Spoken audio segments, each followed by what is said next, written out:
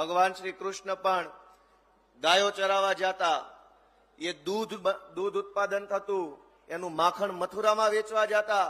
આપણી ધાર્મિક વ્યવસ્થાની અંદર પણ દૂધ અને ગાય અને પશુપાલનનું મહત્વ છે. દૂધનો વ્યવસાય એ પવિત્ર વ્યવસાય છે, પણ આ સફેદ દૂધના વ્યવસાયમાં ભાજપે કાળા કામ કરવાનો જે ધંધો ચાલુ કર્યો છે એને ભગવાને માફ ન કરવા જોઈએ. દોસ્તો, દૂધનો વ્યવસાય એ પવિત્ર વ્યવસાય છે. આ સાબરકાંઠામાં કે આ બનાસકાંઠામાં ગામડાના વ્યક્તિઓ પાસે આવકનું સાધન છે શું? સૂકી ખેતી, પાણી ઓછું, થોડું ઘણું ચોમાસામાં ભગવાન ભરોસે વરસાદ આવે અને જેટલો વરસાદ આવે એમાં થોડું ઘણું પાકે, પછી 12 મહિના જીવવાનું શેના આધારે? કોઈ ઉદ્યોગ નહીં, કોઈ રોજગાર નહીં. અને એટલા માટે આપણા જેવા માણસોને રોજગારીનો એકમાત્ર આધાર પશુપાલન છે કે ઘરે 2, 5, 10 ભેંસો કે ગાયો રાખે, થોડું ઘણું દૂધ ઉત્પાદન થાય, ડેરીમાં ભરે, 4 પૈસા કમાય તો આખું ઘર સુખેથી જીવે. આપણા માટે રોજગારીનો એકમાત્ર જે વિકલ્પ છે પશુપાલન.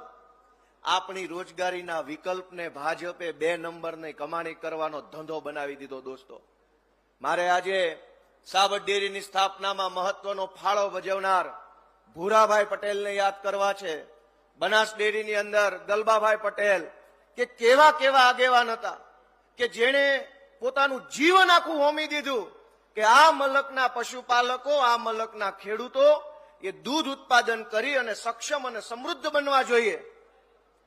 એક જમાનામાં ભૂરાભાઈ, એક જમાનામાં ગલબાભાઈ ને આ કયો જમાનો આવ્યો કે દૂધનો ભાવ ફેર માગવા જાવ અને ધોકા મારે છે, આંસુ ગેસના ગોળા છોડે છે, ખેડૂતોને બેમોત મારે છે. દોસ્તો, ભૂલ માત્ર ભાજપ સરકારની છે એવું નથી. આપણે આપણો આત્મા જગાડવો પડશે કે આપણી ઉપર આટલા જુલમ થાય છે, અત્યાચાર થાય છે, આપણી ઉપર ખોટું થાય છે, અને છતાંય ચૂંટણીમાં આપણાથી ભાજપનું બટન કેમ દબાઈ જાય છે? હજારો લોકો 5 વર્ષ સુધી ફરિયાદો કરે છે.